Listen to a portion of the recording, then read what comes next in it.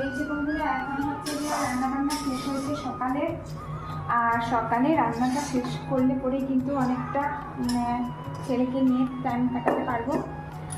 আর হচ্ছে যে আজকে বৃষ্টি প্রচুর পরিমাণে আমাদের এখানটায় নয়, পুরো নর্থ ইস্ট জুড়ে বৃষ্টি হচ্ছে, যার জন্য কিন্তু বাইরে যাতায়াত করা যাচ্ছে না, এত পরিমাণে বৃষ্টি। তো মানে রাস্তাঘাট সব কিছুই জলে জল হয়ে যাচ্ছে, আর বৃষ্টিটা থামছে না, এখন একটু কম আছে। তো জলের পরিমাণটা কিন্তু এখনও সেই একই লেভেলে রয়ে গেছে।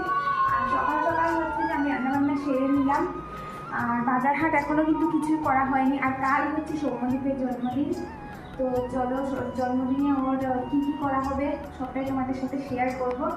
আর আজকে সকালে এই যে রান্না করলাম, এই যে দেখো আলু ভাজা আছে, চাটনি আছে, ভেন্ডি ভাজি আছে, তারপর আছে তোমার অল্প একটুখানি করে মাছের ঝোল।